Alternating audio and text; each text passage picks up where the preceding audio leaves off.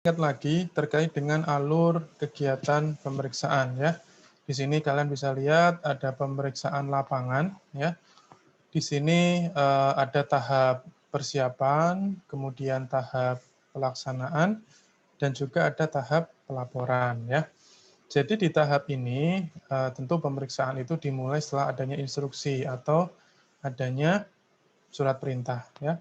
Kemudian ada persiapan, di sini ada menyiapkan rencana, program, dan juga sarana prasarana. Nah, dalam pelaksanaan ini, karena ini kegiatan lapangan, maka ada penyampaian surat pemberitahuan ya. Kemudian ada surat panggilan. Loh, kok ada surat panggilan, Pak? Bukannya ini lapangan. Iya, pemeriksaan lapangan itu juga bisa menerbitkan surat panggilan. Jadi kalau kita sudah memeriksa lapangan, kemudian kita butuh memanggil WP, kita bisa menerbitkan surat panggilan, gitu ya. Kemudian ada pertemuan dengan WP ya. Kemarin ada mahasiswa yang tanya, Pak, apakah boleh melalui telepon ya? Tidak bisa. Untuk pemeriksaan kita harus bertemu dengan WP, gitu ya. Nah, kemudian juga ada tentang pengujian di tempat WP.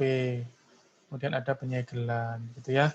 Dan pada akhirnya produknya adalah nota hitung. Nota perhitungan ini sebenarnya via sistem. Jadi nanti oleh sistem notit ini akan dikirim ke seksi pelayanan untuk dicetak SKPKB atau STP, gitu ya. Jadi sebenarnya dalam proses pelaksanaan ini nanti hasilnya adalah pelaporan, dan nanti pelaporan ini akan jadi produk berupa note hit, kemudian menjadi SKP dan STP, gitu ya. Nah, untuk yang pemeriksaan kantor, ya tentu di sini ada perbedaan dengan yang tadi. Dalam tahap persiapan mungkin sama, pelaporan, note hit, dan SKP juga sama. Yang membedakan adalah adanya penyampaian surat panggilan, ya tidak ada penyampaian pemberitahuan pemeriksaan. Nah, kemudian ada peminjaman buku, bukan proses tadi pengujian di tempat WP tidak ada, ya diganti dengan peminjaman buku. Kemudian ada prosesnya, dan nanti finishnya juga ke produk yang sama, yaitu note hit dan juga SKP. Nah, ini adalah pengingat bagi kalian terkait dengan alur kegiatan pemeriksaan lapangan dan kantor. Ya. Jadi kalau ada yang lupa, tolong diingat kembali. Oke. Nah, sekarang kita akan masuk di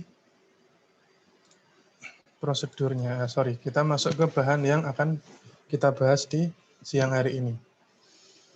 Baik, di sini tadi adalah gambar alur yang lengkap ya. Sementara saat ini yang kita tampilkan di sini adalah lambang alur bagan yang versi ringkasnya gitu ya. Nah, di sini kita bisa melihat sebenarnya di mana sih posisi dari metode, teknik, dan prosedur pemeriksaan gitu ya. Nah, ternyata metode, teknik, dan prosedur ini ada di tahap pelaksanaan pemeriksaan. Nah, jadi ketika melakukan pelaksanaan, kita harus menerapkan metode, teknik, dan prosedur pemeriksaan, gitu ya. Nah, sebelum kita melangkah lebih jauh, tentu kita harus ingat bahwa yang namanya melakukan pengujian berdasarkan metode dan teknik pemeriksaan itu adalah salah satu standar pemeriksaan. Jadi dia harus ada, dia harus dilaksanakan sesuai dengan standar, begitu ya. Jadi nantinya ketika kita melaksanakan metode, kemudian teknik, dan prosedur, tentu juga harus sesuai dengan standar yang sudah ditentukan. Nah, sebelum melangkah lebih detail lagi kepada teknis, ya tentu kita akan sedikit membahas terkait dengan asersi manajemen dan juga tujuan audit terkait dengan asersi manajemen. Apa itu asersi? Ya, tentu kalian sudah banyak belajar asersi ini di mata kuliah auditing, ya, mata kuliah auditing. Nah, asersi sendiri secara ringkas adalah sebuah pernyataan, ya. Pernyataan itu tersirat dan tersurat, ya, diekspresikan oleh manajemen itu berdasarkan kelas transaksi, kemudian akun, dan juga pengungkapan di laporan keuangan ya. Jadi ketika manajemen itu tanda tangan di laporan keuangan ya, gitu ya, tanda tangan, ada meterainya, itu maka dia sudah menyatakan bahwa apa yang tercantum dalam laporan keuangan ini adalah sesuatu yang memang kami nyatakan. Baik itu akunnya, ya ada akun penjualan, akun biaya, akun harta, akun utang, semua sudah sesuai dengan kenyataan, sesuai dengan keadaan yang sebenarnya. Kemudian kami sudah tanda tangan, artinya sudah sah ya. Termasuk juga seperti SPT. SPT ketika direktur tanda tangan di SPT maka menyatakan bahwa semua hal, semua asersi yang dinyatakan dalam SPT tersebut adalah asersi yang sudah sesuai dengan kondisi yang sebenarnya. Nah, kenapa kemarin waktu kita belajar audit juga belajar masalah asersi? Ya karena memang ketika ada sebuah pernyataan, itu harus kita uji, harus kita audit. Apakah pernyataan itu benar atau tidak. Misal seperti teman-teman nih yang perempuan misalnya, ada pernyataan dari cowok misalnya, aku cinta padamu misalnya, atau aku ingin menua bersamamu misalnya, ya kan? Itu kan sebuah asersi, sebuah pernyataan dari seorang cowok kepada seorang perempuan gitu ya. Nah, kalian perempuan harus menjadi seorang pemeriksa, jadi seorang auditor ya. Jangan langsung percaya mentang-mentang yang ngomong ganteng ya, masa depannya cerah ya, soleh gitu ya. Tapi ketika ngomong nggak kalian audit dulu ya, kalian terima mentah-mentah ya, nanti risiknya tanggung sendiri gitu ya. Nah, makanya ketika kita melaksanakan audit atas asersi ini, jadi kita membuktikan apakah memang benar nih asersi atau pernyataan dari manajemen terkait dengan hal-hal berupa komponen laporan keuangan gitu ya. Nah, asersi itu ada beberapa kategori ya. Di sini dalam lingkup ini kita akan mengkategorikannya menjadi 3. Yang pertama adalah terkait dengan kelas transaksi ya. Kemudian yang kedua terkait dengan saldo ya. Kemudian yang ketiga terkait dengan penyajian dan pengungkapan. Kalau kita bicara masalah kelas transaksi, berarti kita bicara terkait apakah si manajemen itu sudah menuangkan peristiwa-peristiwa yang terjadi itu dalam akun yang benar. Dalam apakah dia sudah mencatat transaksi itu dalam jurnal yang benar. Apakah penjualan sudah dicatat dalam penjualan, apakah utang sudah ke utang, dan lain sebagainya. Gitu ya. Sementara kalau masalah saldo, tentu kita bicara angka, ya, bicara angka.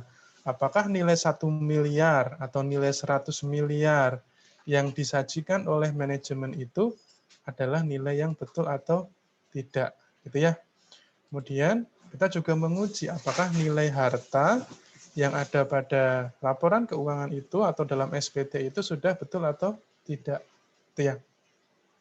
Nah, kemudian asersi tentang penyajian dan juga pengungkapan. Ya, tentu yang namanya laporan keuangan atau SPT itu tidak melulu masalah penghasilan, biaya, harta, utang ya. Ada informasi-informasi lain yang turut disajikan dan juga turut diungkapkan. Makanya ada juga asersi tentang penyajian dan pengungkapan.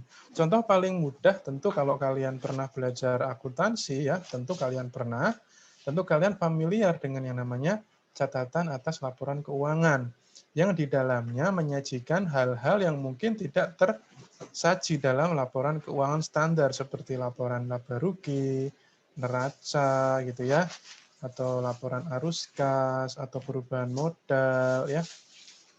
Neraca sekarang udah ganti namanya ya, posisi laporan keuangan. Nah, disitulah ada penyajian atau pengungkapan selain dari kelas transaksi dan juga saldo akun. Gitu ya. Nah, ini adalah 3 kategori asersi manajemen yang harus kita perhatikan sebagai langkah awal kita untuk melakukan pemeriksaan. Nah, asersi manajemen itu punya kategori, kemudian kategori itu punya beberapa hal yang harus dipenuhi oleh asersi itu sendiri. Jadi sebuah pernyataan itu harus memenuhi hal-hal sebagai berikut, ya. Kalau kita lihat di asersi tentang kelas transaksi yang paling kiri, ya, tentu kita harus tahu, harus memenuhi syarat keterjadian, occurrence. Jadi apakah betul penjualan itu benar-benar terjadi atau tidak? Atau apakah betul biaya-biaya yang dicantumkan dalam laporan keuangan itu betul-betul benar-benar biaya yang betul gitu ya, yang fakta yang terjadi gitu. Kemudian kelengkapan ya, completeness. Apakah hal-hal yang terkait dengan penjualan semua sudah lengkap disajikan, misalnya. Apakah transaksi yang memang itu termasuk dalam penjualan memang dimasukkan dalam penjualan gitu ya.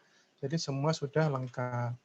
Kemudian akurat ya, akurasi. Apakah memang secara akurat dia sudah digolongkan dalam penjualan atau secara akurat dia sudah diukur sebagai hal-hal yang memang sudah masuk dalam kategori penjualan misalnya. Kemudian klasifikasi tentu saja apakah ini termasuk pada biaya penyusutan atau ini biaya perawatan atau ini masuk dalam klasifikasi harta atau ini masih berupa hutang dan sebagainya. Apakah piutang ini masuk dalam piutang yang masih piutang usaha atau dia sudah masuk ke piutang tak tertagih misalnya. Nah, ini harus benar dalam melakukan klasifikasi. Kemudian pisah batas atau cut off ya, kalau kalian pernah mendengar terkait dengan revenue recognition ya, pengakuan pendapatan, misal katakanlah ada proyek yang dikerjakannya termin ya, apakah sudah bisa diakui sebagai penghasilan atau tidak gitu. Jadi ada pisah batas atau cut off yang jelas. Nah, kemudian yang tengah. Yang tengah ini tentang saldo akun ya. Di situ kita lihat ada eksistensi ya. Apakah ketika kita mengakui adanya inventory atau persediaan akhir itu dengan nilai 100 juta itu betul-betul ada atau tidak? Mana barangnya, disimpan di mana gitu ya. Itu harus ada eksistensinya. Kemudian kelengkapan, apakah hal-hal yang memang bisa dikategorikan sebagai inventory, dia sudah masuk inventory atau belum. Kemudian jelas valuation dan alokasi. Jadi nilai 100 juta tadi itu benar enggak nilainya? Jangan-jangan itu kamu naikkan atau kamu turunkan. Karena di perusahaan lain yang sejenis sebagai pembanding, ternyata nilainya nggak sebesar itu. Kenapa kamu kasih nilai segitu gitu ya? Jadi itu sebagai untuk yang terkait dengan penilaian. Kemudian ada hak dan kewajiban ya. Apakah barang yang sekarang ini ada di kita ini masih menjadi kewajiban kita atau sudah menjadi hak orang lain? Misal seperti metode pembelian atau metode penjualan dengan menggunakan FOB destination ya. Kita jual ke pelanggan dengan metode FOB destination, artinya barang itu masih belum berpindah selama belum sampai ke tujuan ya. Kalau kalian masih ingat FOB destination, tentu kalian akan mengerti bahwa itu masih menjadi kewajiban kita sampai ke tujuan dia, gitu ya. Nah, kemudian terkait dengan asersi tentang penyajian dan pengungkapan ya, tentu ketika kita menyajikan catatan laporan keuangan misalnya, tentu kita akan butuh untuk adanya keyakinan terkait dengan keterjadian occurrence dan juga rights and obligations atau hak dan kewajibannya, bahwa memang kejadiannya itu benar-benar terjadi dan juga memang adanya hak dan kewajiban yang hak itu masih menjadi hak kita atau itu sudah menjadi kewajiban kita, gitu ya. Kemudian ada kelengkapan, completeness, kemudian ada juga keakuratan dan penilaian, kemudian juga ada klasifikasi dan dapat dipahami ya, classification and understandability. Jadi itu adalah tentang asersi. Kategori punya masing-masing yang harus kita perhatikan. Nah, ini adalah contohnya. Ini adalah contoh terkait dengan asersi di kelas transaksi. Ya.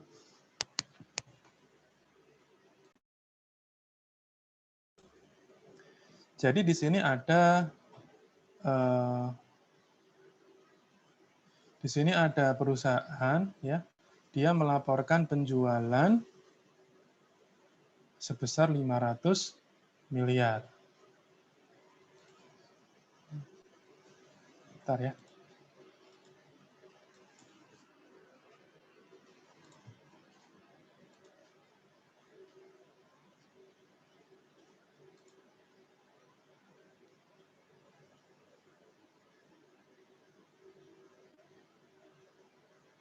Oke, 500 miliar. Nah, kemudian ketika perusahaan itu mencantumkannya dalam laporan laba rugi, ya, penjualan 500 miliar, maka manajemen itu secara otomatis dia juga menyatakan bahwa pertama, bahwa penjualan itu benar-benar terjadi, ya, ada occurrence, ada asersi keterjadian. Kemudian dia menyatakan bahwa tidak ada penjualan yang tidak masuk. Jadi semua penjualan itu masuk ke dalamnya, yaitu asersi completeness, kelengkapan. Ya. Kemudian tidak ada kesalahan hitung atau kesalahan catat yang dibuktikan dengan adanya bukti-bukti atau pembukuan untuk mendukung penjualan tersebut. Ini akurasi ya. Kemudian transaksi penjualan juga telah diklasifikasikan dalam akun yang tepat, sehingga tidak ada transaksi penjualan itu dicatat dalam akun yang lain. Itu ya. Kemudian yang terakhir, penjualan tersebut telah dicatat dalam periode akuntansi yang tepat. Ini adalah cut off. Nah, ini contoh kelas asersi untuk kelas transaksi. Kemudian asersi terkait dengan saldo akun. Nah, ketika perusahaan itu melaporkan mesin, harta berupa mesin sebesar 5 miliar, maka dengan begitu manajemen telah menyatakan dengan sebenar-benarnya bahwa mesin tersebut memang ada. Nah, ini adalah asersi tentang eksistensi, ya, occurrence. Nah, kemudian tidak ada mesin yang tidak dilaporkan. Jadi semua mesin itu sudah dilaporkan. Ini kelengkapan. Kemudian mesin yang dilaporkan itu dinilai atau diukur dalam jumlah yang tepat, dan apabila ada penyesuaian maka nilainya berdasarkan standar akuntansi. Misal ada penyusutan, ya, pengurangan nilai. Kemudian ada juga terkait dengan reavaluasi atau penilaian kembali aset, gitu ya.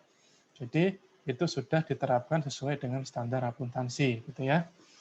Kemudian mesin itu adalah miliknya perusahaan, bukan milik orang lain. Maka mesin itu adalah hak perusahaan dan menjadi kewajibannya untuk melakukan perawatan misalnya. Sehingga untuk yang asersi saldo akun ini, maka kemudian dipenuhi pula untuk hak dan kewajibannya. Itu ya. Nah, untuk yang penyajian dan pengungkapan, ya, tentu karena ini adalah terkait dengan informasi yang tidak bisa dituangkan dalam laporan keuangan standar tadi, ya, maka ini juga tetap harus ada asersi terkait keterjadian, ya, kemudian kelengkapan, keakuratan, kemudian juga klasifikasi, gitu ya. Makanya ketika dalam catatan tadi, catatan laporan keuangan tadi, kita juga harus mempertimbangkan hal-hal terkait hal ini, ya, keterjadian, kelengkapan, keakuratan, dan juga klasifikasi. Jadi harus kita perhatikan juga. Nah, apa pentingnya seorang pemeriksa pajak itu memahami asersi manajemen, ya? Jadi ketika kita menghadapi fakta di lapangan, ya, setiap wajib pajak itu pasti punya keinginan untuk meminimalkan beban pajaknya, ya. Nah, untuk meminimalkan beban pajak tentu dia bisa melakukan beberapa cara. Pertama, dia bisa menurunkan penghasilan brutonya, ya. Caranya ya bisa dengan menurunkan penjualan atau menurunkan pendapatan luar usahanya, atau bisa juga dengan menaikkan biaya, ya, baik menaikkan HPP, biaya usaha maupun biaya luar usaha, gitu ya. Jadi kalau kita lihat fakta di lapangan, memang banyak orang-orang yang tidak ingin membayar pajak sesuai dengan sebenarnya, gitu ya. Ada satu cerita ya, pernah kemarin pada saat kami menerima SPT tahunan, gitu ya. Ada wajib pajak seorang PNS di Kementerian Pertanian, gitu ya. Dia datang, kemudian dia tanya, Pak, kok saya kurang bayar ya? Karena dalam anggapan dia, sebagai seorang PNS harusnya dia adalah nihil, gitu ya. Karena sudah dipotong oleh instansinya. Tetapi dia datang menanyakan, kok saya kurang bayar, begitu. Nah, setelah kami tanyakan, ternyata dia memang memiliki 2 bukti potong. Bukti potong dari Kementerian Pertanian dan juga bukti potong dari Kementerian Luar Negeri. Ya, ternyata selama tahun 2020 yang bersangkutan ditugaskan ke luar negeri menjadi salah satu dari tim delegasi Indonesia, gitu ya. Kalau tidak salah ke Eropa atau ke Amerika, saya lupa begitu ya. Nah, kemudian karena ketika dia menjadi delegasi itu dia mendapatkan penghasilan ya dalam bentuk dolar atau euro gitu ya, maka kemudian dia dipotong juga, dipotong, dapat bukti potong dari Kemenlu. Nah, ketika seseorang mendapatkan 2 bukti potong, ya berarti otomatis dia punya 2 PTKP, ya. PTKP dari satu bukti potong dan PTKP dari bukti potong yang lain. Nah, praktis ketika diinput ke dalam SPT, kita tidak bisa melakukan klaim 2 PTKP ya. Harus ada 1 PTKP, walhasil dia kurang bayar. Nah, dia kurang bayar, kemudian karena dia harus bayar sendiri pajaknya gitu ya. Dia keberatan gitu ya, keberatan ya. Kemudian dia akhirnya tidak membayar. Dia hanya melaporkan salah satu dari bukti potong itu, tidak melaporkan yang satunya lagi. Begitu ya. Nanti memang dampaknya akan ke depan ketika ada proses pemeriksaan maka atau ada proses pengawasan oleh AR, maka dia akan dikirimi surat klarifikasi. Kok yang ini belum dibayar? Yang itu juga akan dibayar, gitu ya. Tapi di sini ada gambaran bahwa bahkan seorang PNS pun yang gajinya berasal dari APBN dan APBN berasal dari pajak, itu dia enggan untuk membayar pajak, apalagi orang-orang pengusaha di luar sana yang dia tidak menerima manfaat langsung dari pajak. Maksudnya kita tahu bahwa pajak itu adalah iuran wajib yang tidak ada kontribusi langsung ya, tidak seperti retribusi yang kalian masuk ke tempat wisata atau kalian masuk ke mana? Kalian masuk ke katakanlah tempat-tempat yang dimiliki oleh Pemda gitu ya atau oleh negara itu, ketika kalian bayar kalian bisa langsung menikmati balas jasanya. Makanya kita harus tahu, kita harus memahami asersi ini karena kita tahu bahwa wajib pajak itu cenderung tidak ingin membayar pajak dengan benar, gitu ya. Nah, kemudian kita juga perlu mewaspadai ketika wajib pajak melaporkan asetnya terlalu rendah, understated, atau melaporkan kewajibannya terlalu tinggi, overstated, ya, yang berdampak pada adanya tambahan kemampuan ekonomis yang terlalu rendah. Jadi, ketika orang itu melaporkan harta, ya, kemudian kita hitung antara harta dengan utangnya itu ternyata lebih tinggi harta. Jadi ini akan kita lihat bahwa harta ini didapatkannya dari penghasilan pasti, gitu ya. Kecuali kalau kita juga melakukan pelaporan adanya utang, misal saya beli rumah harga 400 juta, gitu ya. Tapi saya tidak melaporkan utang.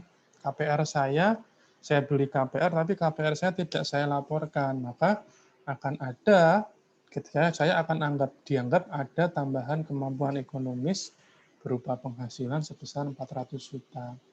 Padahal itu melalui KPR, berarti pentingnya kita untuk melaporkan adanya harta maupun utang, itu akan menjadi dasar penghitungan sebagai berapa besar penghasilan yang kita dapatkan.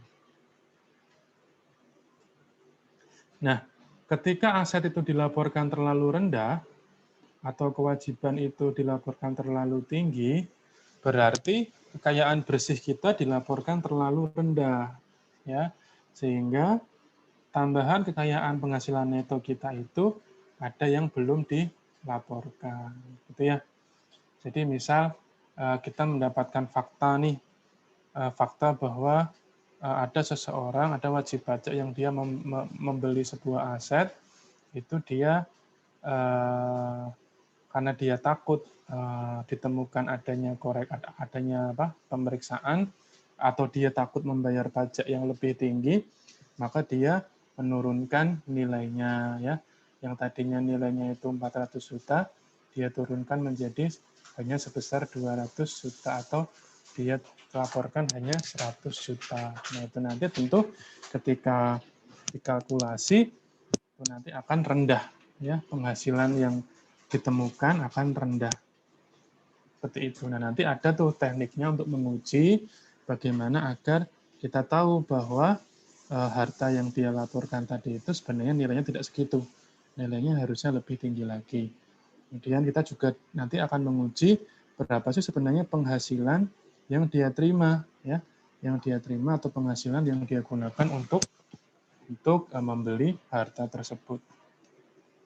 Gitu.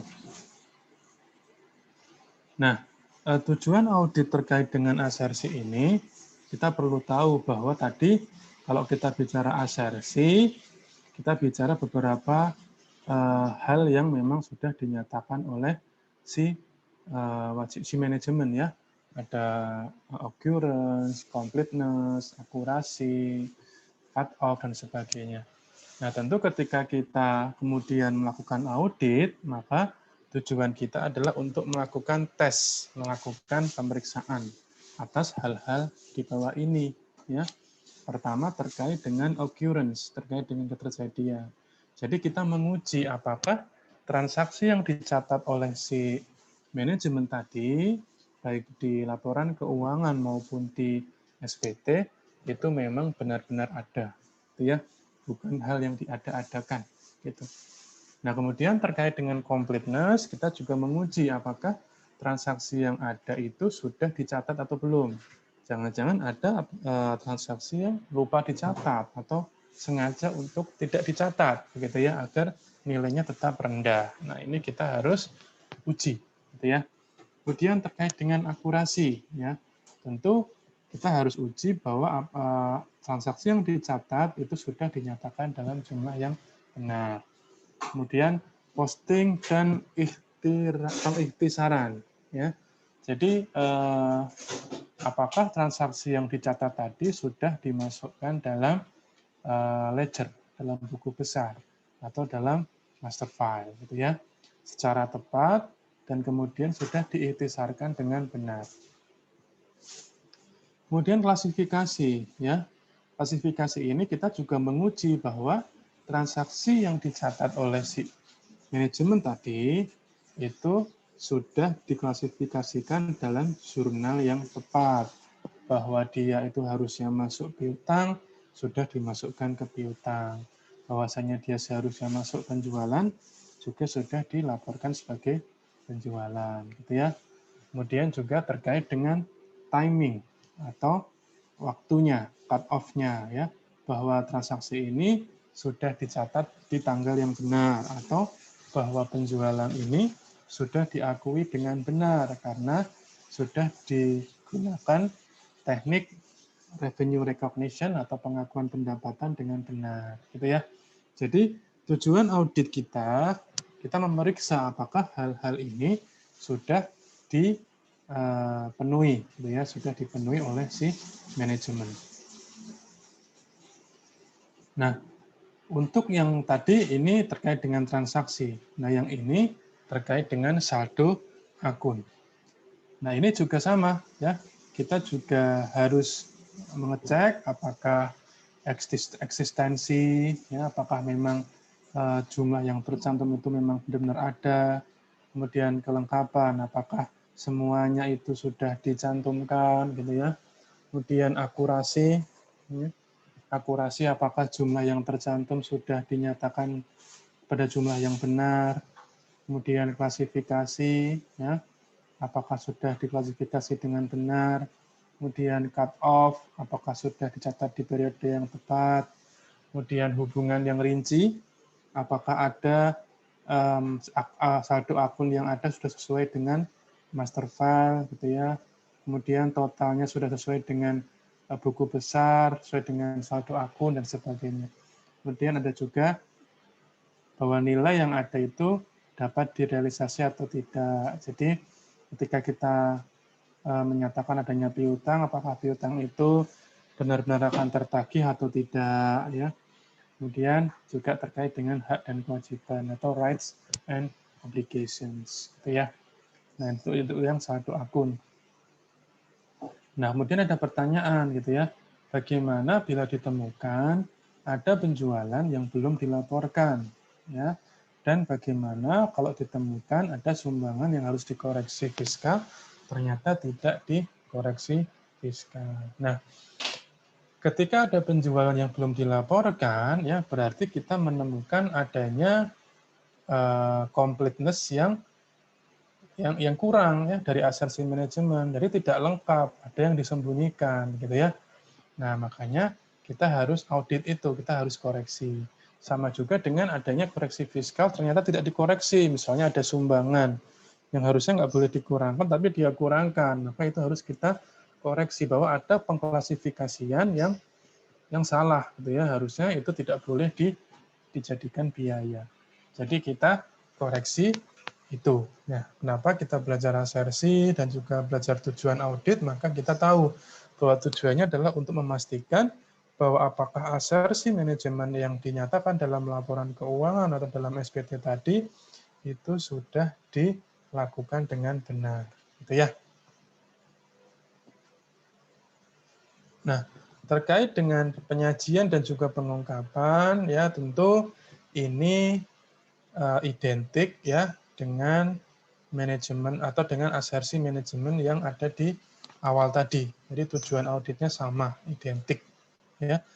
Jadi kita harus cek apakah penyajiannya, pengungkapannya itu sudah bisa dipahami atau mudah dipahami oleh pemeriksa. Kemudian apakah pemahamannya itu utuh atau tidak, ya. Kemudian ketika nanti sudah paham, pemeriksa bisa membandingkan perlakuan perpajakan atas pos-pos di SPT-nya, ya. Apakah sudah sesuai dengan peraturan perpajakan atau belum. Nah, itu bisa dicek oleh pemeriksa. Itu ya. Nah, kita akan masuk ke bukti pemeriksaan atau audit evidence. Sampai di sini ada yang mau bertanya, silakan.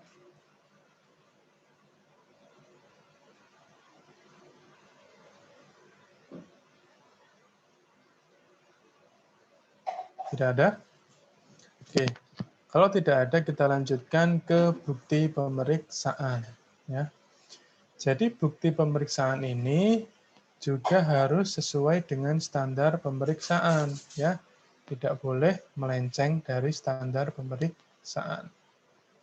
Nah, apa itu bukti? Ya, bukti adalah sebuah informasi dari bentuk informasi apapun, ya, yang bisa digunakan oleh pemeriksa untuk menentukan apakah informasi yang sedang kita audit ini sudah dinyatakan sesuai dengan kriteria-kriteria yang benar, ya, yang sudah menjadi standar, gitu ya.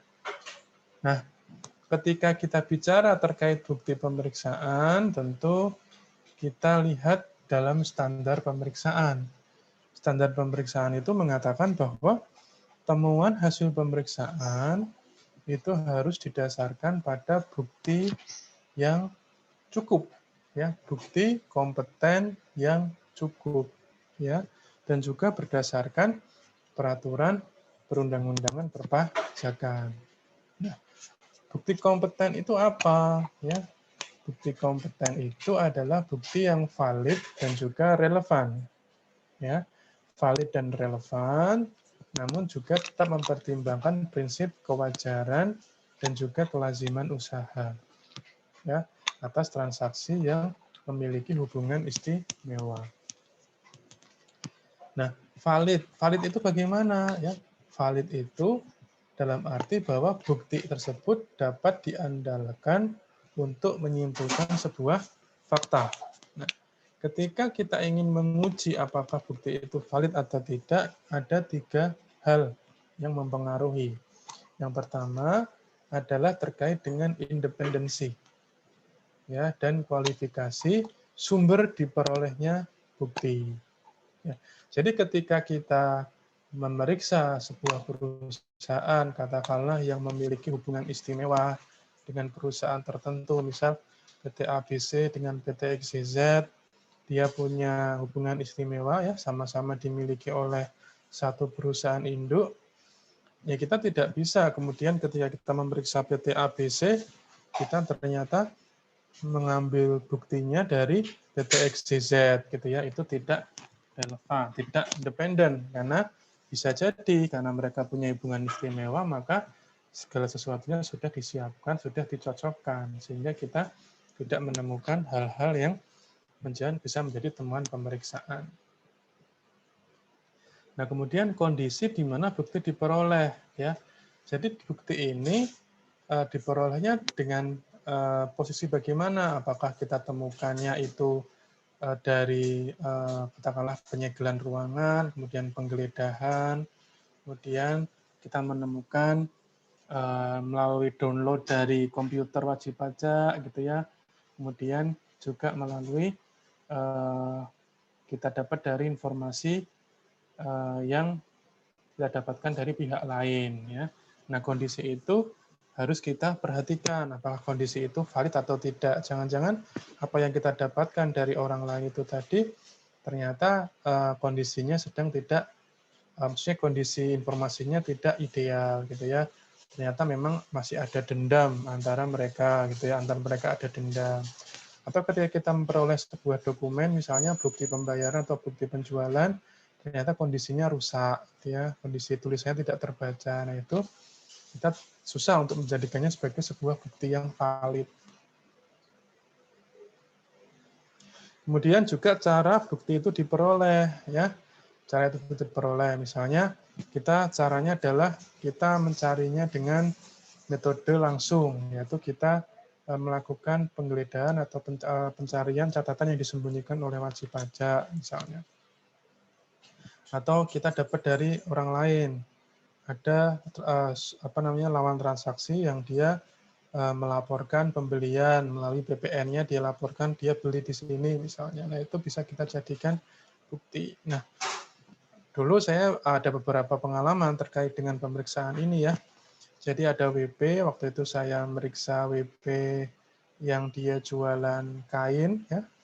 Dia jualan kain, kemudian dia waktu itu kita periksa karena dia memang sepertinya diindikasikan tidak melaporkan penjualan, ya. Nah, kita datangi lokasinya. Lokasinya seperti ruko-ruko begitu, ya. Jadi ada ruko-ruko,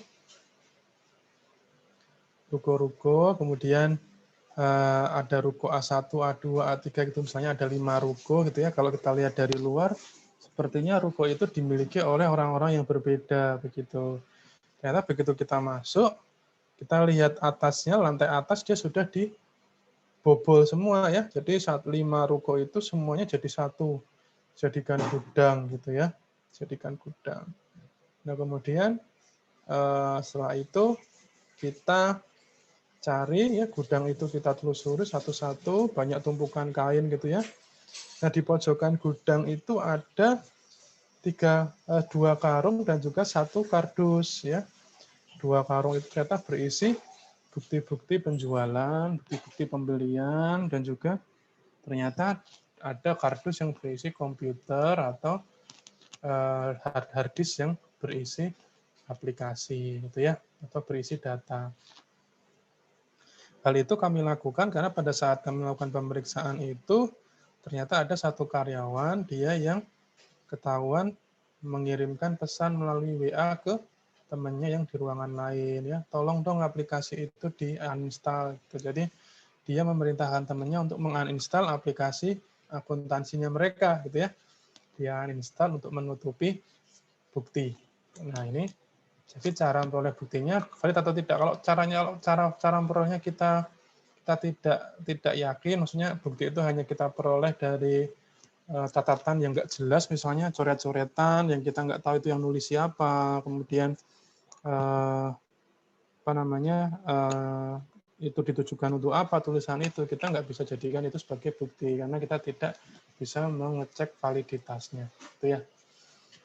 Nah, selain valid juga ada relevan ya, relevan bahwa bukti itu harus relevan dengan pos-pos yang akan kita periksa ya. Kalau kita mau memeriksa akun penjualan misalnya, tentu kita tidak relevan kalau kita mengajukan data bukti berupa pembelian apa namanya, pembelian katakanlah sepeda motor misalnya, itu tidak relevan karena kita ingin mencari volume penjualan gitu ya. Nah, kemudian selain kompeten, bukti itu juga harus bukti yang cukup. Jadi bukti yang memadai untuk mendukung temuan pemeriksaan gitu ya. Nah, kecukupan ini tentu berdasarkan pada professional judgment ya, sebuah pertimbangan profesional yang tiap pemeriksa sendiri. Nah, lalu bagaimana kalau kita merasa bahwa kita belum juga menemukan bukti ya. Kita menganggap bukti itu tidak cukup gitu ya. Maka kita bisa atau kita mungkin kesulitan menemukan bukti yang valid dan relevan misalnya. Maka kita tahu bahwa yang namanya pemeriksaan itu dibatasi oleh jangka waktu ya. Kalau pemeriksaannya kantor, dia waktunya 3 bulan dan dapat diperpanjang 3 bulan lagi gitu ya. Jadi totalnya 6 bulan. Sementara untuk pemeriksaan lapangan itu 4 bulan jangka waktunya dan bisa diperpanjang 4 bulan lagi sehingga totalnya adalah 8 bulan gitu ya. Nah, maka ketika waktunya sudah selesai gitu ya, sudah jangka waktu temponya sudah datang tapi belum juga menemukan bukti yang valid, yang relevan atau buktinya tidak cukup, maka bisa kemudian terbit SKP N nihil atau SKP LB tergantung yang diperiksa apa gitu ya. Jadi pemeriksaan ini memang sangat bagus bila nanti buktinya adalah hasilnya adalah pemeriksa SKPKB ya, surat ketetapan pajak kurang bayar. Tapi bukan hal yang salah pula jika yang ditemukan adalah surat ketetapan pajak nihil atau lebih bayar. Karena memang setelah diteliti, setelah diperiksa, memang kondisinya semua memenuhi gitu ya. Jadi professional judgment ini memang hal yang sangat tergantung pada tiap-tiap pemeriksa. Makanya kenapa kita di awal kemarin kan belajar terkait dengan kode etik, ya, pelanggaran yang mungkin terjadi. Karena memang bisa jadi ketika ini masuk dalam ranah professional judgment, tentu akan berisiko untuk adanya penyelewengan, gitu ya. Adanya hal-hal yang tidak profesional, tidak berintegritas. Makanya kenapa kita kemarin belajar terkait dengan kode etik, ya, kemudian terkait dengan peraturan, larangan, ya, kewajiban, kewenangan, dan sebagainya. Itu ya. Nah, kemudian jenisnya ada apa saja? Ya, tentu kalau jenis bukti ini ada banyak. Ya. Ada pemeriksaan fisik, misalnya seperti tadi yang saya lakukan, saya mendatangi gudangnya, saya cek satu-satu, fisiknya saya cek, apakah betul inventorinya, ending inventory atau persediaan akhirnya betul-betul sejumlah ini ya. Karena kan kita bisa menghitung berapa omsetnya kalau kita tahu berapa endingnya kan. Jadi kita kalkulasi, kita hitung berapa persediaan awalnya ya, kemudian berapa pembeliannya, kemudian kita kurangi persediaan akhir, maka kita akan tahu berapa HPP-nya. Kalau kita tahu berapa HPP-nya, berarti kita bisa hitung tuh berapa omsetnya, karena kita tahu harga barang itu dia jual berapa gitu ya. Jadi kita bisa tahu berapa penjualannya. Nah, bisa juga dengan konfirmasi. Konfirmasi ke siapa? Bisa ke lawan transaksinya, ya, bisa ke perusahaan lain yang menjadi rekanan dia, atau bisa juga ke bank, ya, konfirmasi terkait dengan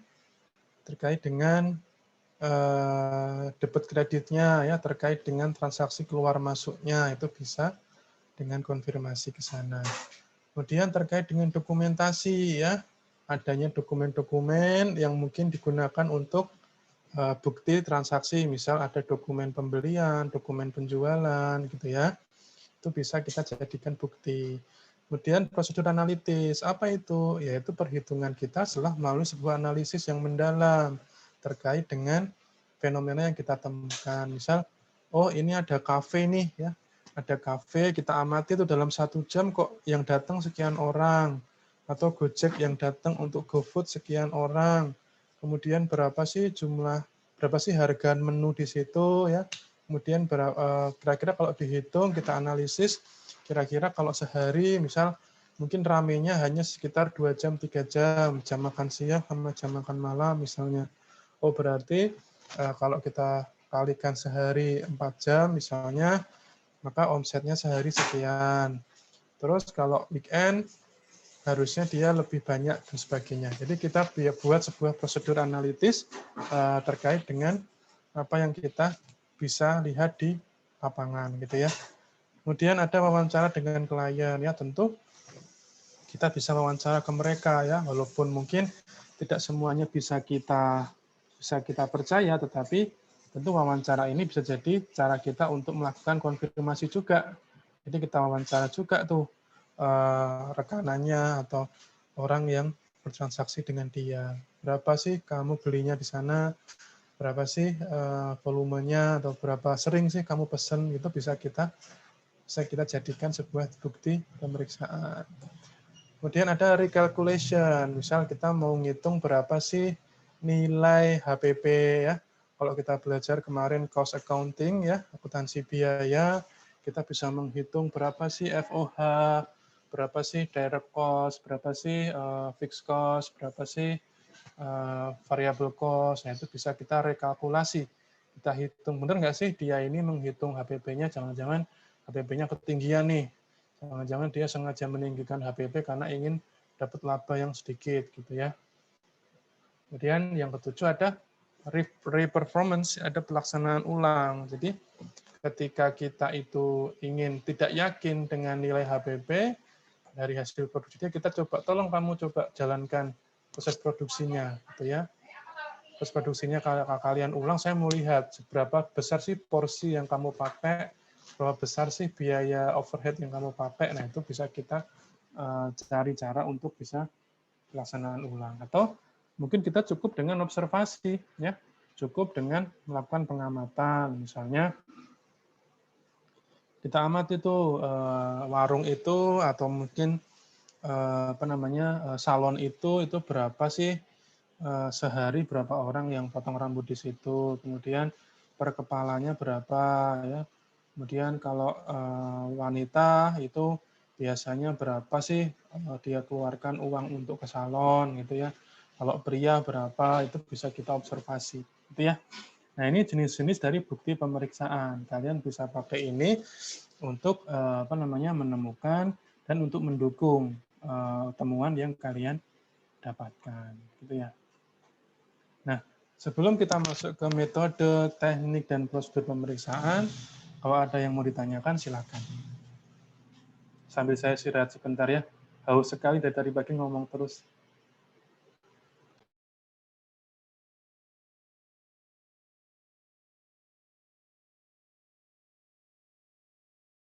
Silakan kalau ada yang mau bertanya.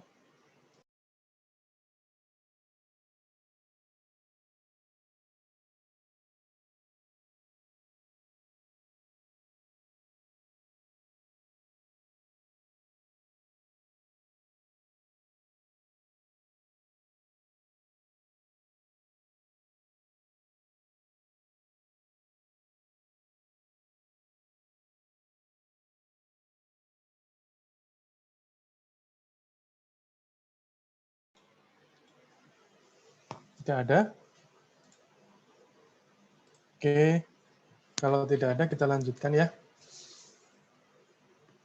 Baik. Untuk yang metode, teknik, dan prosedur pemeriksaan ini, ya, tentu sudah masuk dalam pedoman pemeriksaan, ya, SE65 tahun 2013. Nah, latar belakangnya apa, ya? Latar belakangnya adalah bahwa ketika melaksanakan pemeriksaan, maka pemeriksa harus sesuai dengan standar pemeriksaan, ya, sesuai dengan Per 23 2013. Jadi dari sini kita perhatikan bahwa si SE65 tadi adalah pedoman untuk pelaksanaan Per 23, ya. Jadi Per 23 ini berada di atasnya SE65, ya. Artinya secara hierarki Per Dirjen lebih tinggi daripada SE, dan biasanya Per ini sifatnya umum, semua orang boleh mengakses. Tetapi kalau SE, tentu karena dia sifatnya edaran, maka tidak bisa diakses oleh, harusnya ya, seharusnya tidak bisa diakses oleh wajib pajak. Tetapi karena sekarang teknologi komunikasi dan informasi sangat maju ya, sehingga semua orang bisa mendapatkan SE tersebut. Ini nggak masalah. Yang penting kita di sini belajar bahwa Per Per adalah satu yang bisa kemudian diatur lebih lanjut menggunakan SE, ya. Nah, metode pemeriksaan. Nah, di sini adalah hierarkis, ya, hierarkis dari si program pemeriksaan tadi.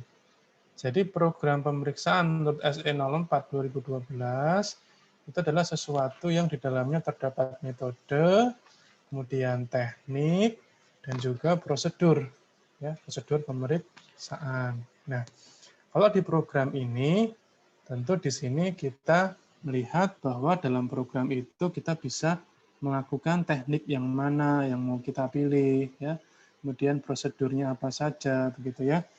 Nah, ini memberikan opsi-opsi. Nah, kemudian di dalam program ini ada metode, ya, metode ini adalah bagaimana teknik dan prosedur yang harus dipakai untuk pemeriksaan. Nah, dalam metode ini tentu ada tentang teknik, ya. Jadi semakin lama semakin kecil, di dalamnya ada isinya begitu ya.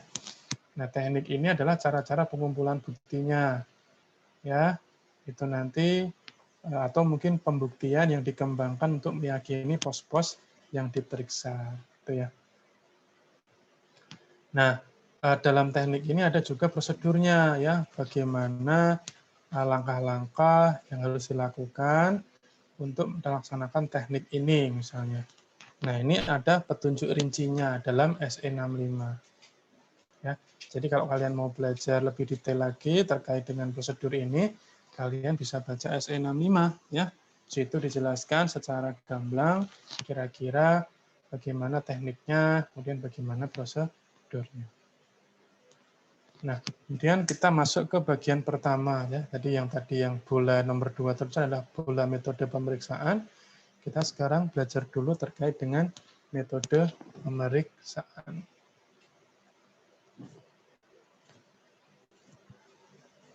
Sebentar ya. Saya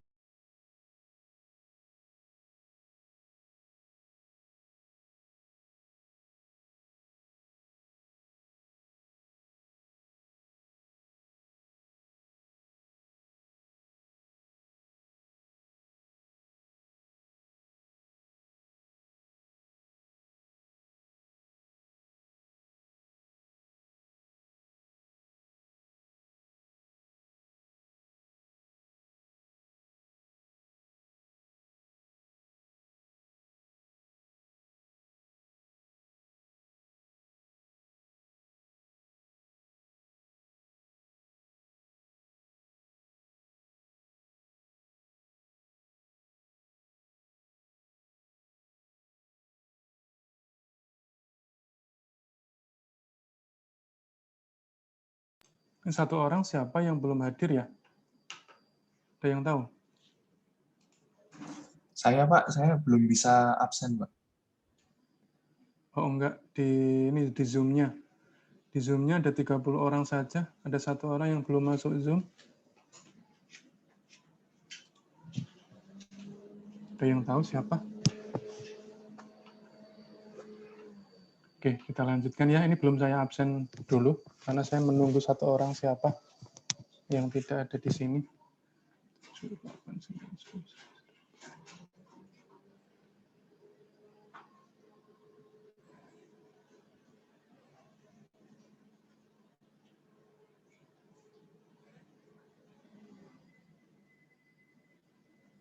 Vola absen berapa, Vola?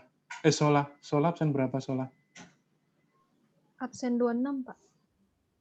Berarti absen 22 nggak ada nih.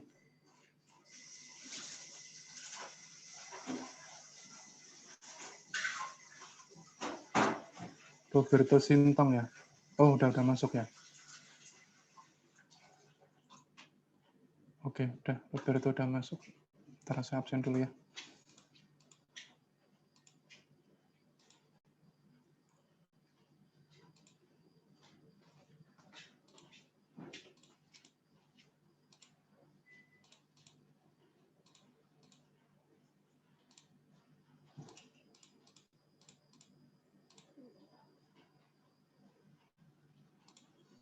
Oke, kita lanjutkan.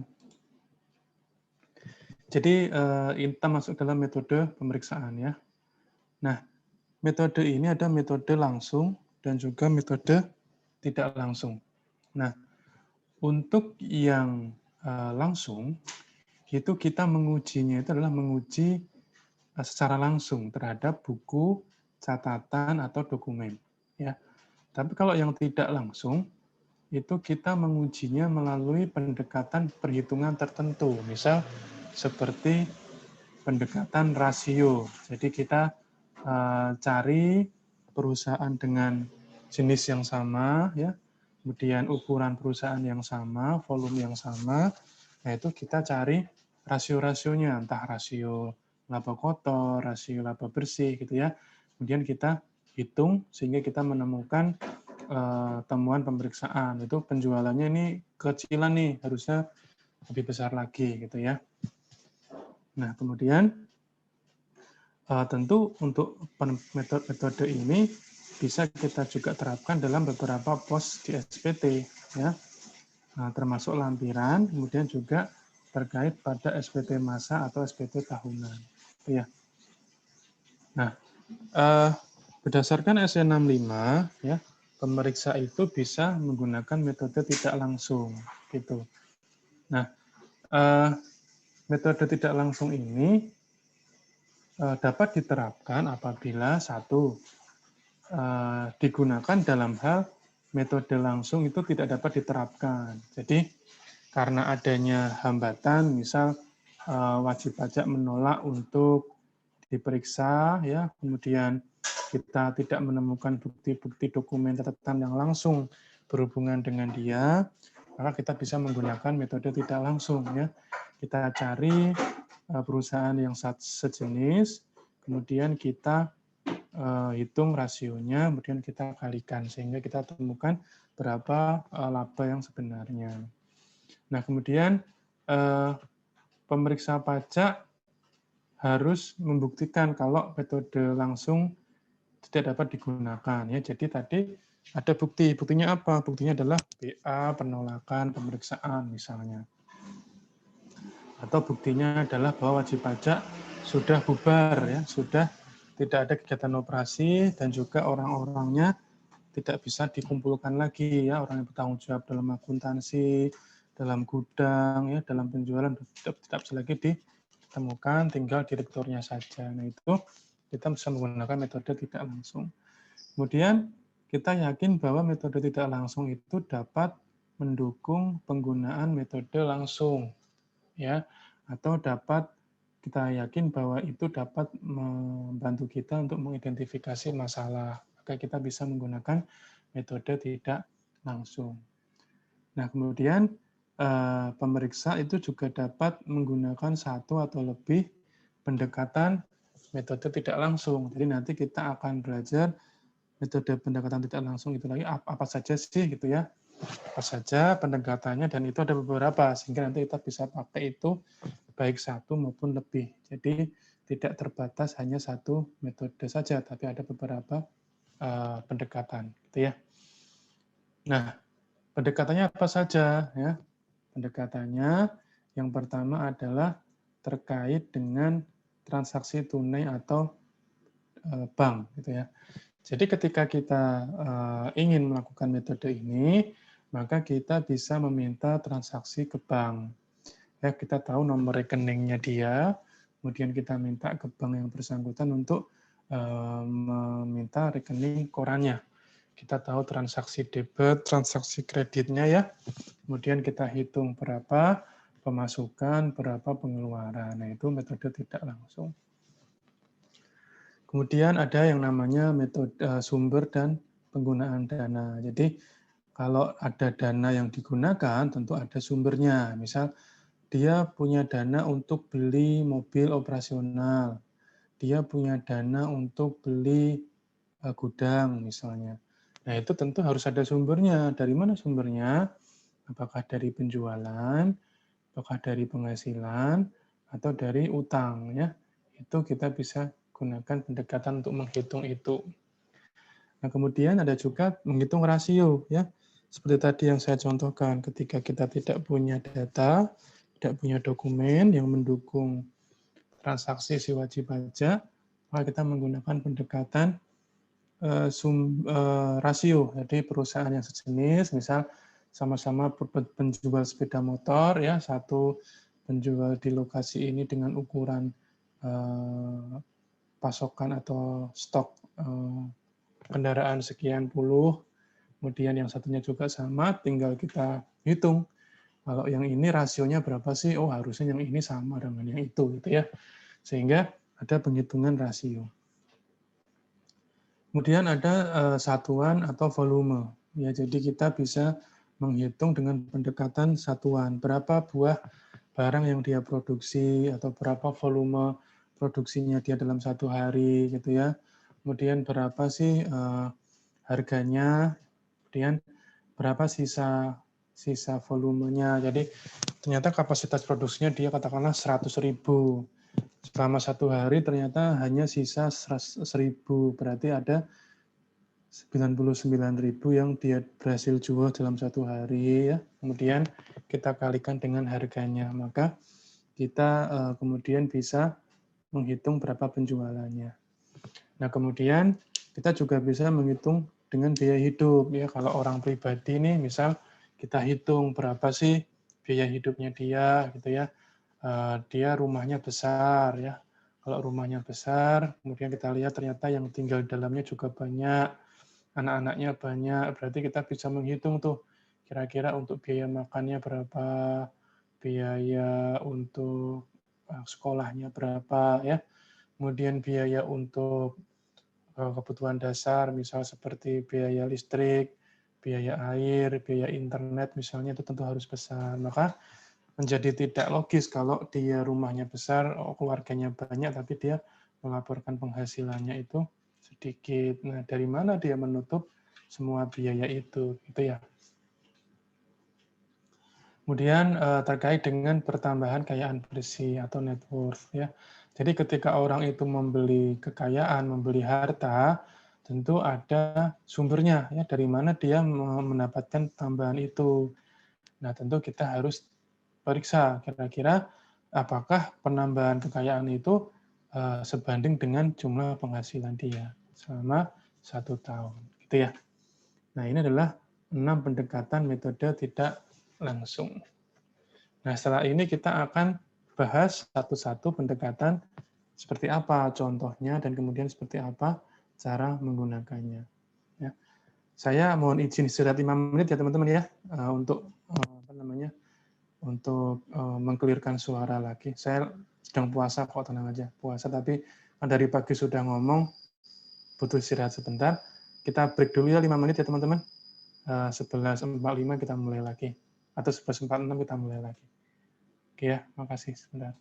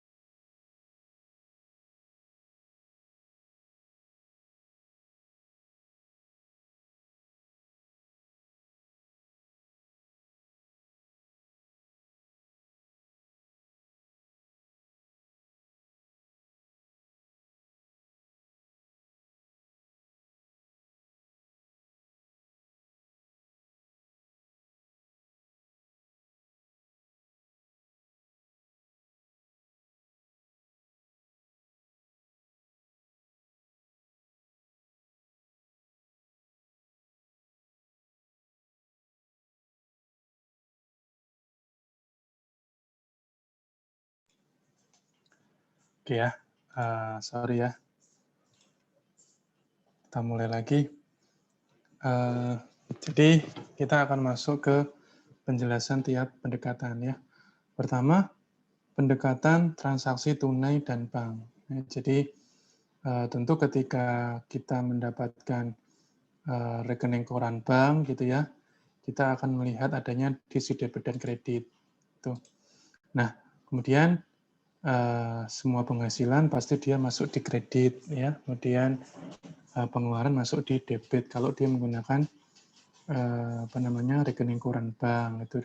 Bahkan ketika dia mencatat pengeluaran atau penghasilan juga melalui metode yang sama.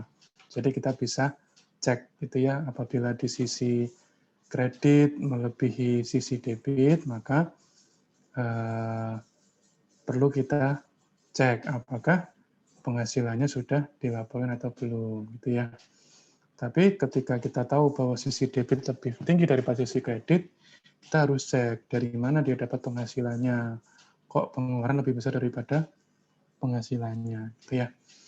Nah, tentu untuk menghitung penghasilan kena pajak kita harus memperhitungkan juga mana-mana penghasilan yang bukan objek pajak dan juga mana-mana pengeluaran yang tidak boleh dikeluarkan.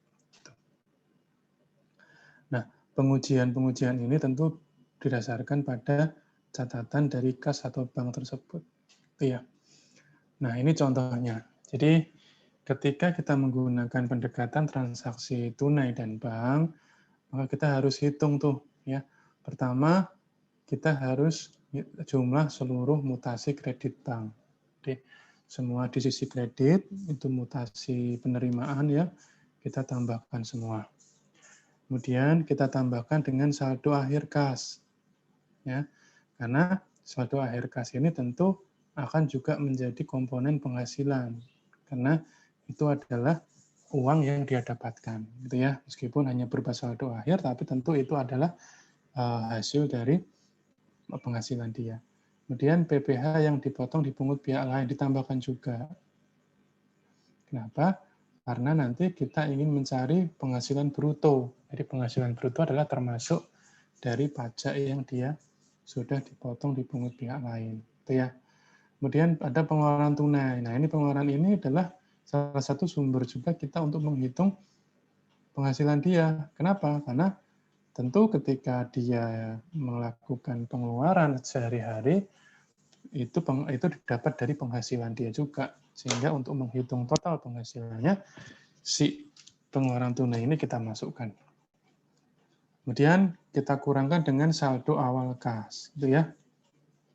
Kenapa saldo awal kas ini kita keluarkan? Karena bisa jadi saldo awal ini adalah penghasilan yang dia dapatkan tahun sebelumnya, sehingga kita harus keluarkan karena kita hanya ingin memeriksa, mencari tahu, katakanlah untuk penghasilan tahun ini saja, gitu ya.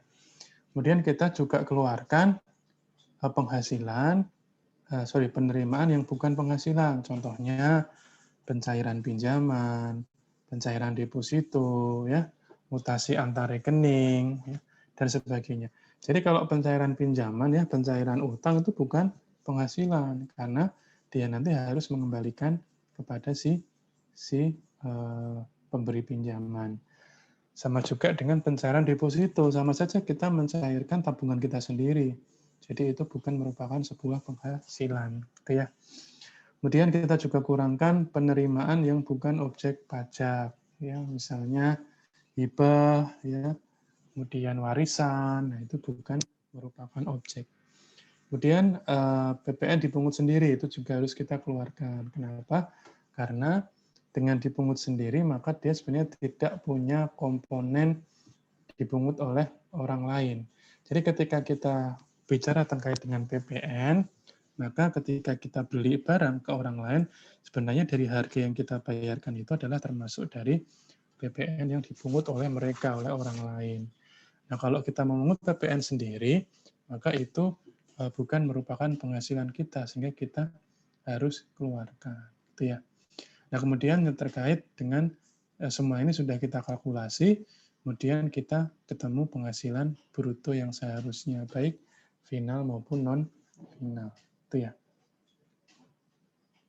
Nah, kemudian kita masuk ke pendekatan sumber dan penggunaan dana. Itu ya. Pendekatan sumber dan penggunaan dana itu dapat digunakan dalam kondisi bila ada data sumber pendanaan, ya, sumber pendanaan untuk kegiatan usaha, baik sumber itu dari internal maupun dari eksternal. Misalnya sumber internal adalah memang ini dari hasil dia jual rumah misalnya, ya, dia jual rumah, kemudian dia gunakan untuk usaha, atau dari eksternal misalnya ini hasil dari dia pinjam ke bank misalnya. Nah, itu harus kita lihat sumbernya dari mana. Kemudian kita juga punya data penggunaan dananya, ya. Apakah dana itu digunakan untuk operasional atau untuk penambahan harta. Nah, itu harus kita cek lagi, ya. Kita cek lagi. Kalau kita ada data ini, maka kita harus aware bahwa tentu ketika ada penggunaan dana, berarti harus ada sumber dana. Nggak mungkin dia tiba-tiba menggunakan dana tanpa adanya sumber dana. Nah, apabila semua penghasilan dan pengeluaran dilaporkan dengan benar, maka minimal sumber dana dan juga penggunaan dana akan sama besar. Ya.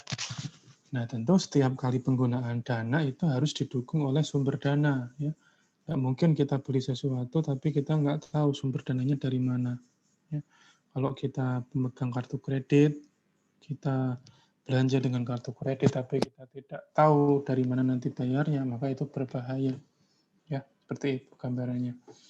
Kemudian, apabila ternyata penggunaan dana itu lebih besar daripada sumber dana, maka bisa jadi sumber dananya itu ada yang tidak dilaporkan, ya, ada yang disembunyikan. Nah, nanti kalau kita cari tahu sumber dananya itu, perlu kita yakini apakah sumber dana itu dari penghasilan atau bukan, atau hanya berupa hibah, atau dia utang, dan sebagainya. Itu ya. Nah, kemudian pendekatan rasio. Ya. Tentu pendekatan rasio ini digunakan dalam kondisi di mana terdapat data yang kita jadikan pembanding. Ya. Pembandingnya itu bisa dihitung oleh DJP sendiri, atau dihitung oleh wajib pajak sendiri, atau bisa dari pihak yang lain. Gitu ya. Kemudian rasio ini juga digunakan apabila kegiatan usaha wajib pajaknya itu ada pembandingnya, ya, ada pembandingnya, dan dari pembanding itu bisa kita hitung rasionya sehingga kita bisa menghitung berapa sebenarnya penghasilan atau pendapatan dari si wajib pajak yang sedang kita periksa. Jadi menggunakan rasio. Nah, pendekatan ini biasanya digunakan untuk menguji peredaran usaha, ya, menguji HPP, menguji laba bruto, menguji laba bersih, ataupun penghasilan secara keseluruhan.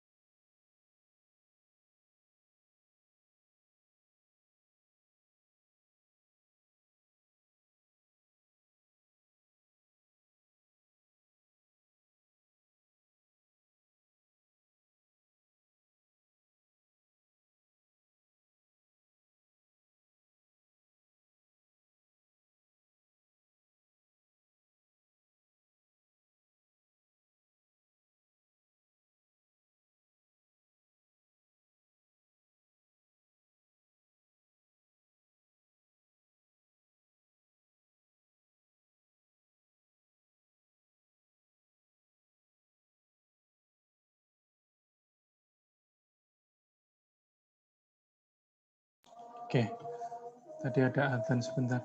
Baik, jadi pendekatan perhitungan rasio ini ya itu dengan cara mengalihkan basis datanya dengan persentase atau rasio pembanding. Nah, di sini kalian bisa lihat ya. Di sini adalah pendekatan penghitungan rasionya. Nah, formula dasarnya adalah basis data dikalikan dengan rasio. Ya. Nah, ini bisa berupa peredaran usaha, HPP, laba kotor, atau laba neto. Nah, kemudian kalau memang kita mau cari proyeksi setahun juga bisa. Kita menggunakan basis data dalam periode tertentu, misal harian atau bulanan, kemudian kita jadikan setahun, gitu ya. Nah, rasio-rasio apa aja ya? Di sini sebenarnya ada banyak sebenarnya ya, cuman di sini kita menggunakan 6 hal. Pertama ada GPM ya, gross profit margin. Ini bagaimana kita menggunakan laba kotor dan juga dibandingkan dengan penjualan bersih maupun HPP. Kemudian ada net profit margin, ya. Ini laba bersih dihubungkan dengan penjualan bersih. Kemudian ada inventory turnover atau ITO.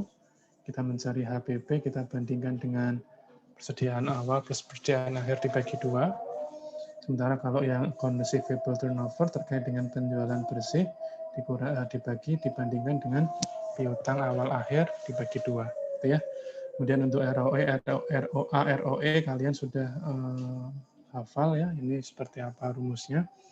Tentu kalau rasio return on ini kita terkait dengan laba bersih ya. Cuman mau dibandingkan sama aset atau sama modal, gitu ya.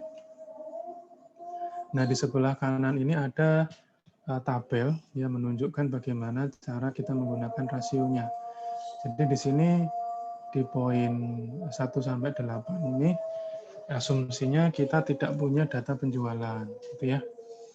Nah, kita mau cari nih, misal di poin 1 kita tidak punya data penjualan, tapi kita punya data harga pokok dan juga biaya usaha, ya. Maka kita kemudian bisa menghitung penjualannya dengan cara HPP dikali dengan 1 plus gross profit margin-nya, gitu ya.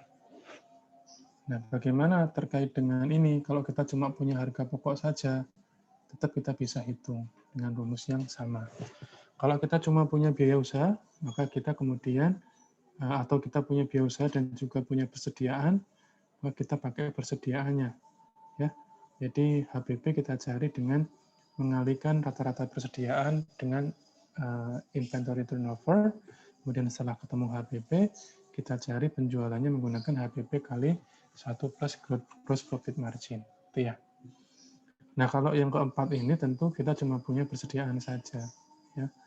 Bisa kita hitung dengan cara yang sama dengan yang tadi. Kemudian kalau yang nomor 5 kita ada piutang, ya. Kita cari dulu penjualannya menggunakan rata-rata piutang kali account receivable turnover. Sama juga di sini nomor 6. Sementara untuk yang nomor 7 kita tidak spesifik nyari penjualan, tapi kita nyari laba bersihnya ya, menggunakan aktiva dan menggunakan modal. Ya. Seharusnya ketika ada modal sekian, maka ROE-nya harusnya sekian. Jadi angka-angka di dalam rumus ini, dalam rasio-rasio ini, GPM, kemudian ITO, kemudian ROE, ROA itu dicarinya dari perusahaan pembanding ya. Perusahaan pembanding yang sama, dengan ukuran perusahaan yang sama, karakter yang sama, barang yang dijual yang sama, kita cari rasionya, kemudian kita kalikan. Nah, ini metode tidak langsung menggunakan rasio ya teman-teman ya. Jadi memang agak sedikit rumit, tetapi ini bisa kita gunakan. Dalam hal kita tidak bisa menemukan data ketika kita menggunakan metode langsung. Atau dalam hal metode langsung tidak dapat digunakan. Nah, selanjutnya kita menggunakan pendekatan satuan atau volume. Nah, ini kita menggunakan dengan cara kita melihat harganya, kemudian kita kalikan dengan satuan atau volume usahanya. Jadi sebenarnya ini juga standar sih kalau kita sudah tahu volume produksinya atau satuan yang dia jual berapa buah ya, kita bisa menghitung penghasilannya. Kemudian juga semua satuan ini sendiri didefinisikan sebagai sesuatu atau variabel yang memberikan petunjuk besarnya volume. Jadi tidak hanya mengacu pada jumlah barang, tetapi juga semua variabel yang menunjukkan besarnya volume usaha. Misal seperti ya tadi salon ya. Salon kan kita tidak menghitung unitnya, tapi kita menghitung berapa orang yang masuk keluar, berapa kepala yang dia potong. Maksudnya berapa kepala yang rambutnya mereka dia potong gitu ya. Nah, itu bisa kita jadikan juga sebagai pendekatan satuan atau volume. Nah, ini contoh ya. Kalau perdagangan ya jumlah barang yang dijual. Kalau pabrik ya berarti berapa jumlah produksi atau berapa bahan baku yang dipakai, berapa overhead yang dipakai, berapa upah yang dia keluarkan, berapa rendemen. Rendemen itu sisa dari produksi yang bisa dimanfaatkan ya. Nah, ini bisa kita jadikan sebagai pendekatan. Kemudian yang jasa, ya ini tergantung pada karakternya. Kalau dokter ya berapa kunjungan pasien, kalau pengacara berapa jam dia beracara gitu ya. Kemudian kalau hotel ya tentu berapa banyak kamar yang ada atau berapa yang digunakan. Kemudian berapa banyak penggunaan sabun ya tentu sabun akan habis terpakai kalau banyak tamu yang datang. Ya, dan lain sebagainya. Nah, untuk yang satuan atau volume juga ada rumusnya, tapi memang sangat sederhana. Contoh nomor 1 di sini, peredaran usaha dihitung dari mengalihkan volume dengan harga jual. Itu sangat simpel.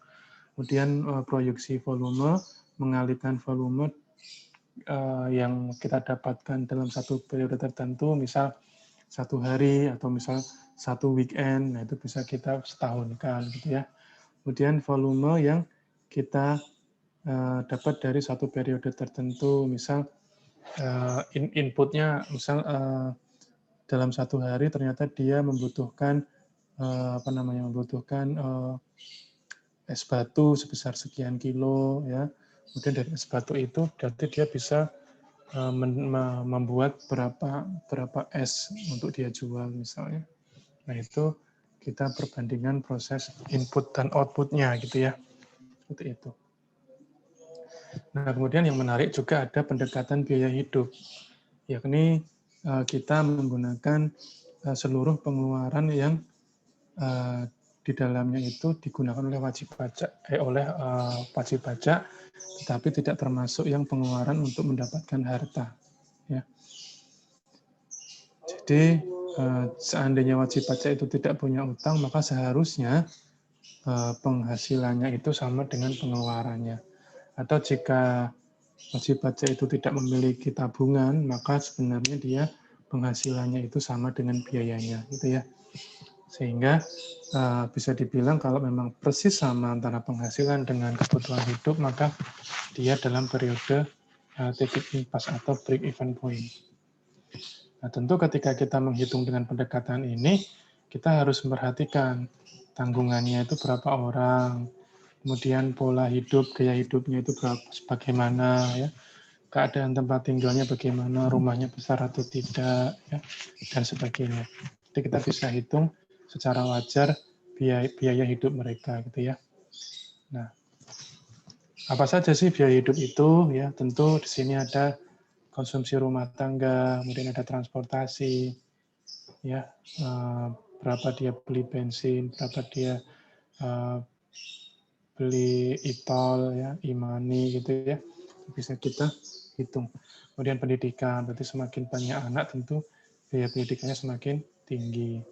Kemudian kesehatan, ya, untuk bayar BPJS, untuk bayar asuransi dan sebagainya. Rekreasi, ya, gaya hidup, lifestyle, berapa sering dia nongkrong di Starbucks, ya, seberapa mewah barang-barangnya, ya, apa dia punya iPhone, punya MacBook dan sebagainya. Kemudian ada sumbangan, kemudian berapa sering dia olahraga, ya, olahraganya apa, gitu bisa kita hitung. Pemeliharaan harta, ya, servis mobil, servis motor, renovasi rumah, itu bisa kita hitung. Kemudian terkait dengan perolehan penghasilan, misalnya dia selama ini penghasilannya itu didapat dari jasa konsultasi pembelian mobil bekas misalnya, berarti dia pengeluarannya apa, misal pengeluaran pulsa dan sebagainya. Ada pajak dan juga retribusi ya. Jadi ada banyak bentuk pengeluaran biaya hidup ini. Nah, kemudian yang terakhir terkait dengan pertambahan kekayaan bersih atau net worth ya. Jadi ketika kita tahu ada penambahan kekayaan berarti ada penghasilan yang dipakai untuk membeli itu ya. Intinya seperti itu. Jadi kita harus tahu netnya. Net itu berarti kita juga mengeluarkan utang. Jadi penambahan harta dan penambahan utang. Selisih antara harta dan utang. Nah, ini cara penghitungnya. Jadi pertama kita harus tahu kekayaan bersihnya dia 1 tahun, ya, dalam akhir tahun. Kemudian kita kurangkan kekayaan bersih pada awal tahun, tentu kita akan mendapatkan kenaikan atau penurunan kekayaan bersih. Nah, kemudian kita tambahkan biaya hidup, kemudian kita kurangi penghasilan yang bukan objek, atau penghasilan yang kena PPh final, kemudian kita menemukan penghasilan bruto. Sebenarnya dia adalah komponen dari kekayaan dan juga biaya hidup ya. Di dua ini ditambahkan, kemudian dikurangi dengan kekayaan bersih sama penghasilan yang bukan objek. Ketemulah penghasilan bruto. Nah, kalau yang pengusaha, apabila wajib pajak itu pengusaha, maka ditambahkan saja biaya usaha. Karena kadang-kadang ada orang-orang yang berusaha, pengusaha-pengusaha yang pribadi begitu, kadang-kadang dia mencampur ya biaya-biaya hidup dengan biaya-biaya usahanya. Misal pengusaha warung Padang ketika dia sedang melayani pembeli, tiba-tiba anaknya minta uang untuk jajan, dia akan mengambil uang itu dari usahanya dia, dari rak yang tempat dia menyimpan uang untuk memberikan kembalian kepada pelanggannya ya. Jadi sederhananya seperti itu contoh adanya percampuran biaya. Nah, kemudian ketika kita melakukan analisis terkait dengan tidak langsung tadi, tentu kita harus ada surat pernyataan dari wajib pajak bahwa semua biaya hidup ini benar ya. Kemudian pertambahan atau pengurangan kekayaan itu benar, sumber penghasilannya benar, rekening korannya benar, laporan keuangan tidak diaudit itu juga benar. Jadi karena kita sudah punya surat pernyataan ini, maka ketika kita menghitung menggunakan metode tidak langsung tadi, kita bisa punya pertanggungjawaban bahwa dasar yang saya pakai itu benar loh, ya sudah ada pernyataan dari wajib pajak. Gitu ya. Baik teman-teman, sampai di sini untuk materinya. Kalau ada yang mau bertanya silakan. Pak, izin tanya Pak. Silakan. Jadi kan tadi waktu ngebahas validitas bukti itu dijelaskan bahwa validnya bukti itu pengertiannya dapat menyimpulkan suatu fakta. Kalau misalnya buktinya itu cara mendapatkannya dengan cara ilegal, Pak, misalnya pakai hidden camera atau gimana, nah itu gimana Pak? Bisa dipakai atau enggak Pak buktinya? Iya, Nisa ya. Jadi memang untuk ketika kita mencari bukti itu menggunakan cara-cara yang tidak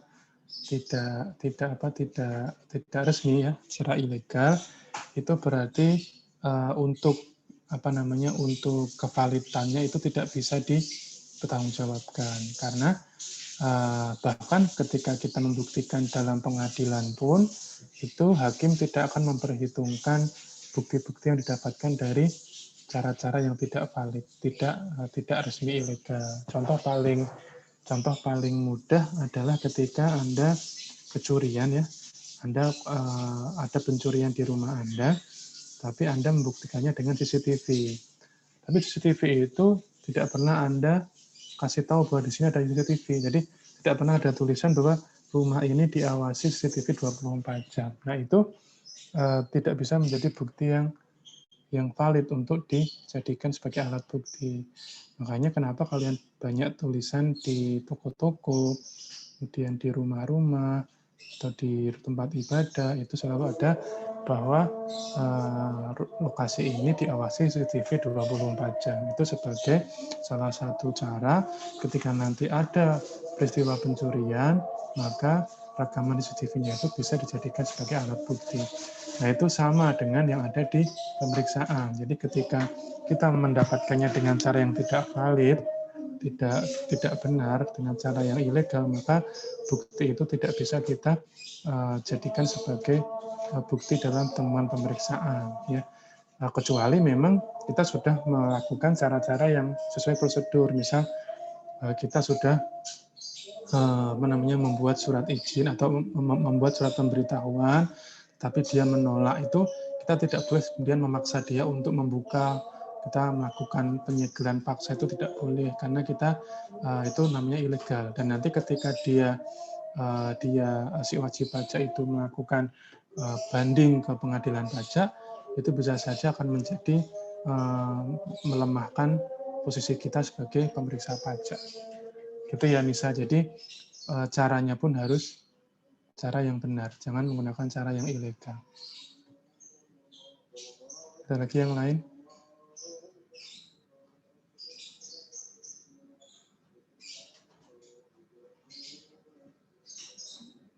Oke. Kalau tidak ada, mungkin saya akhiri cukup sekian ya. Saya anggap sisa waktu kita sampai pukul 1 siang nanti kalian pakai untuk mempelajari soal yang akan saya kirim melalui Intan. Jadi nanti saya kirim soalnya ke Intan, ya kalian bisa pelajari dulu. Nanti kuisnya saya buka, kuis itu sebagai media untuk mengumpulkan jawabannya. Jadi saya buka 1 hari penuh, dan mulai dari jam 1 siang sampai jam 1 siang besok. Jadi kalian silahkan pakai itu untuk mengupload jawaban kalian ya. Baik, ada pertanyaan terakhir? Oke, kalau tidak ada, cukup sekian ya teman-teman. Terima kasih atas kehadirannya. Mohon maaf bila ada yang mungkin tidak berkenan atau kurang berkenan. Mudah-mudahan ada manfaatnya ya. Saya ucapkan selamat berpuasa bagi yang berpuasa. Mudah-mudahan amal kita diterima oleh Tuhan Yang Maha Kuasa. Kemudian mudah-mudahan puasa kalian lancar. Dan mudah-mudahan nanti di akhir puasa ini ya, karena goals-nya adalah kita mendapatkan ampunan dari Allah Subhanahu wa taala, mudah-mudahan kita mendapatkan maghfirah dari Allah Subhanahu wa taala. Baik, sekali lagi terima kasih. Selamat siang. Assalamualaikum warahmatullahi wabarakatuh. Waalaikumsalam warahmatullahi wabarakatuh. Terima kasih, Pak. Terima kasih.